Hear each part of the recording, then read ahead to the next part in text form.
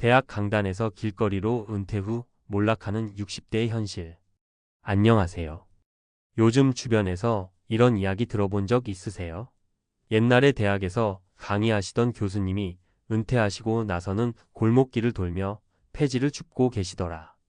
이런 소식 들으면 마음 한켠이 묘하게 울컥하지 않나요? 누구나 대학 교수라고 하면 뭔가 든든하고 안정적인 노후를 보낼 거라고 생각하기 쉽잖아요. 아니, 저분은 평생 책상 앞에서 연구하고 학생들 가르치고 대학원생 지도까지 하시면서 존경받으셨을 텐데 어떻게 은퇴 후에 저렇게까지 되신 걸까? 자연스레 이런 생각이 들곤 하죠.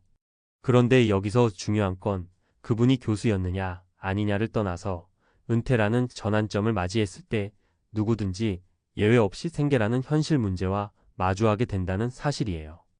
특히 60대 전후가 되면 정년퇴직이란 이름으로 회사 혹은 기관에서 나와야 하고 그때부터는 정말 나 혼자 이 세상에서 버텨야 하는 상황이 펼쳐지죠. 젊어서야 능력만 있으면 재취업도 하고 새로운 걸 배울 수도 있지만 60대쯤 되면 생각처럼 쉽지가 않아요. 체력은 물론이고 남들이 보는 나이 든 사람이라는 편견도 작용하고 세상이 빠르게 변하는 속도를 따라잡기도 벅차니까요.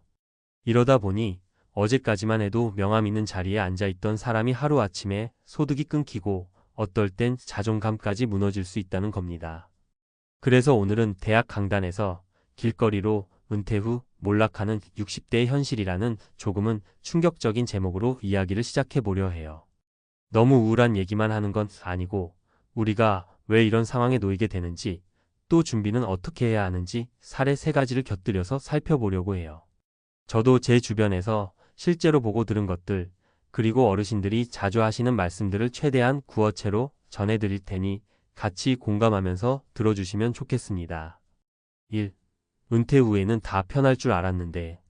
첫 번째 사례, 박 교수님 가명 64세 이야기부터 해볼게요. 이분은 서울에 있는 중상위권 대학에서 30년 가까이 강의하셨던 분이에요.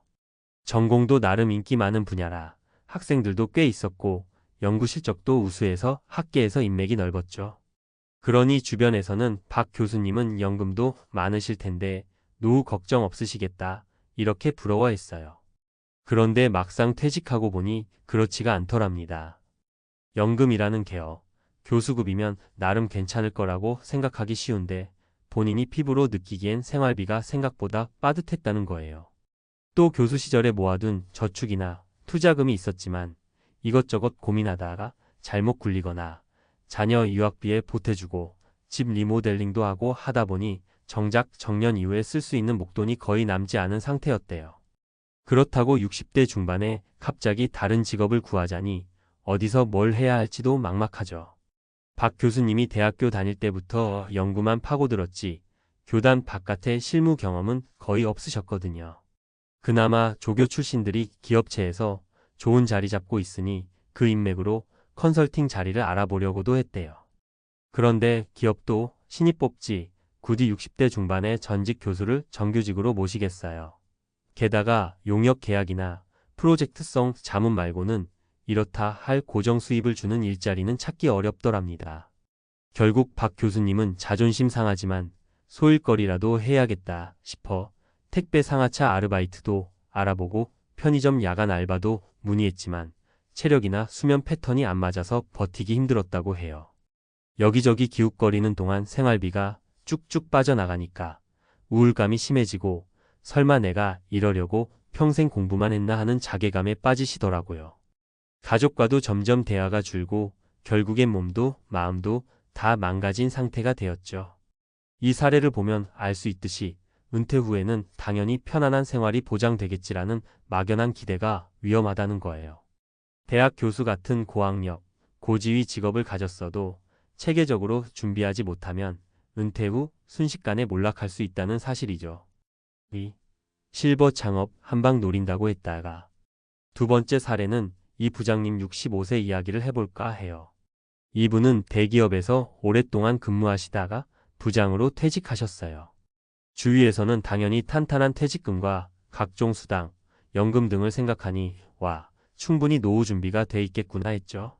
그런데 이 부장님 평소에 꿈꾸던 작은 식당 운영을 하고 싶어져서 퇴직금 대부분을 털어 창업을 하셨대요. 문제는 경험이 없다는 거예요. 나이 60 넘어 처음으로 자영업에 도전한 거라 가게 입지도 어정쩡했고 인테리어비부터 인건비까지 생각보다 큰 비용이 들어가더랍니다.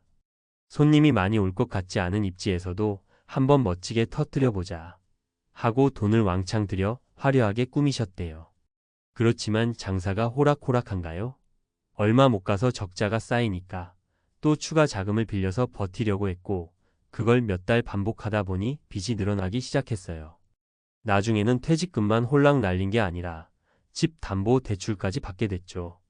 은행에 이자 내고 직원 월급 주느라 본인 생활비마저 빠듯해지니 우울증 비슷한 증세가 왔어요. 결국 가게는 문을 닫았고 이 부장님은 내가 왜 그렇게 무리했을까? 그냥 소규모로 간단히 시작해 볼 걸 하고 자책하셨어요.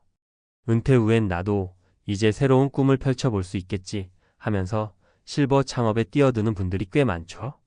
문제는 경험 없는 분야에 퇴직금 전부를 쏟아붓는 것, 그리고 한 번에 큰 돈을 노리려는 생각이 의외로 위험할 수 있다는 겁니다. 결국 어떤 일을 하더라도 안정적으로 소득원을 분산해 놓는 전략이 필요해요. 3. 전업이 아닌 비전업의 삶, 뜻밖의 행복.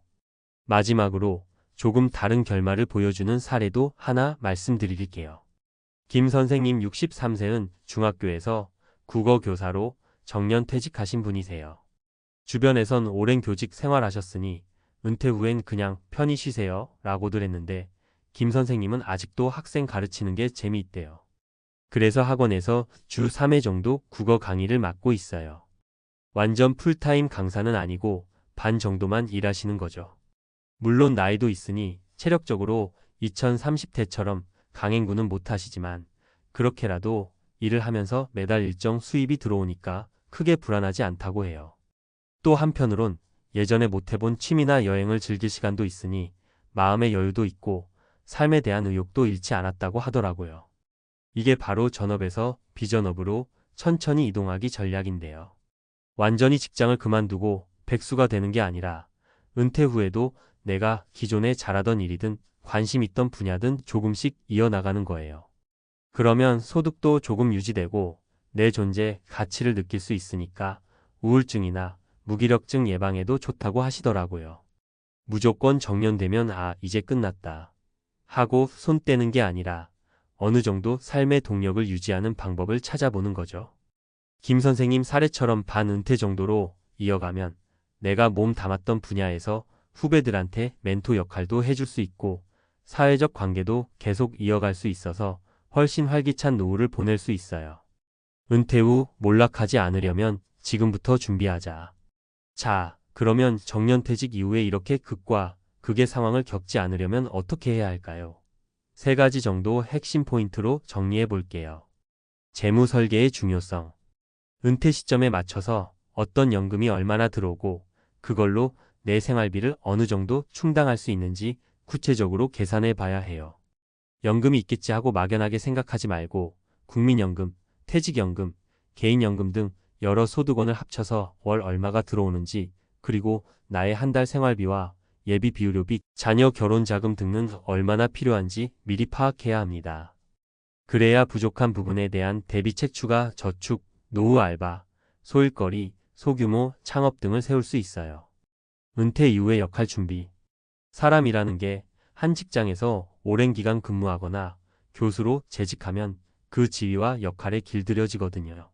그런데 딱 퇴직하고 나면 내가 이제 뭘 해야 되지? 하는 막막함이 옵니다. 그러다 보니 삶의 의욕을 잃거나 사회적으로 고립되는 위험이 생기죠. 그래서 은퇴 전부터 내가 어떤 일을 하면 좋을까? 어떤 소규모 활동이라도 할 수 있을까? 고민하면서 새로운 사회적 역할을 찾아보는 게 중요해요. 꼭 대단한 직업이 아니어도 됩니다. 재능 기부, 봉사활동, 파트타임, 취미 모임 운영 등 다양한 방식으로 내가 할 수 있는 일을 찾으면 돼요. 그러면 은퇴 후에도 계속해서 살아가는 동기가 생기고 사람들과 교류하면서 정서적 안정도 누릴 수 있죠. 건강은 기본, 마음 건강은 필수. 은퇴 후 몰락의 이면에는 경제적 문제도 있지만 우울증, 외로움, 무기력감 같은 심리적 문제가 크게 작용해요. 60대 이후가 되면 확실히 몸이 예전 같지 않으니까 평소에 근력 운동, 유산소 운동, 규칙적인 식습관 등으로 몸을 돌보는 게 필수예요. 몸이 허약해지면 정신도 쉽게 무너집니다. 거기에 더해 사회적 관계망을 계속 유지하고 새로운 사람들과도 만나보며 내가 쉴 곳을 만들어야 해요. 그래야 외롭고 힘든 순간이 와도 무너지지 않거든요. 마무리하며 오늘은 대학 강단에서 길거리로 은퇴 후 몰락하는 60대의 현실이라는 제목을 바탕으로 은퇴 후 맞닥뜨릴 수 있는 여러 가지 문제와 그 예방법에 대해 이야기를 나눠봤어요. 사실 이것은 교수님이나 대기업 임원님들뿐 아니라 우리 모두가 언젠가는 맞닥뜨릴 수 있는 현실적인 고민이죠. 박 교수님처럼 연구실에서만 인정받고 정년 후에는 아무 대책 없이 막막해져서 단기 알바도 못 구하고 생활고에 시달릴 수 있습니다. 이 부장님처럼 아무런 지식 없는 사업에 퇴직금 올인했다가 빚더미에 앉을 수도 있어요. 혹은 김 선생님처럼 기존 경력을 살려반 은퇴 형태로 소소하게 일하면서 여유로운 노후를 즐길 수도 있죠. 누구도 피하기 어려운 은퇴라는 이벤트에서 어떤 길을 걷게 될지는 결국 평소에 어떻게 준비하고 내가 가진 역량을 어떻게 살리느냐에 달린 것 같아요. 그래도 나는 회사 다닐 때 꽤 높은 직급이었는데 나는 교수였으니까 연금 넉넉할 거야 하고 섣불리 방심했다가는 은퇴 후 기약 없는 몰락이 찾아올 수 있다는 점 꼭 기억하셨으면 해요. 결국 노후 대비의 핵심은 일꾸준한 재무 설계, 이 적극적인 사회적 직업적 역할 모색, 삶몸과 마음 건강 유지로 요약할 수 있을 것 같아요. 지금 당장 30대, 40대라도 아직 멀었는데 뭐라고 방심하지 않고 조금씩이라도 준비를 시작하면 분명 미래의 내가 고마워할 겁니다. 여러분도 혹시 주변에 은퇴를 앞둔 분들이나 은퇴 후에 고민이 많으신 어른들이 계시다면 오늘 이야기했던 사례들을 편하게 전해보세요. 나도 어디서 그런 얘기 들었는데 은퇴 후에 그냥 손 놓고 있으면 안 된대요. 작은 일이라도 해보고 인맥도 유지하고 건강도 잘 챙겨야 한대요. 이런 식으로요. 그 한마디가 힘들어하는 누군가에게 큰 위로가 되고 막연한 두려움을 조금 덜어줄 수 있을 거예요. 앞으로 은퇴를 준비하는 분들이나 이미 은퇴하신 분들 모두 길거리로 몰락하는 그런 안타까운 상황이 아니라 내가 원하는 형태로 삶을 이어갈 수 있는 그런 노년이 되길 진심으로 바라봅니다. 마지막으로 꼭 말씀드리고 싶은 건 인생은 한 번이잖아요. 조금 더 일찍, 조금 더 넓게 생각하고 준비하면 더 이상 신문 사회면에 교수님이 폐지를 줍는다는 식의 슬픈 기사는 나오지 않겠죠. 우리 모두 각자의 자리에서 지금부터 천천히라도 은퇴 후 삶을 고민해보면 어떨까요? 나만 잘하면 되지. 가 아니라 부모님이나 형제, 지인들까지 함께 이 문제를 공유하고 서로 힘이 되어주는 문화가 형성되면 좋겠다는 생각입니다. 그럼 이상으로 길지만 솔직한 은퇴 후 몰락하지 않기 에세이를 마치겠습니다. 다들 건강 잘 챙기시고 우리 모두 은퇴 후에도 당당하고 풍성한 인생을 누릴 수 있기를 응원해요.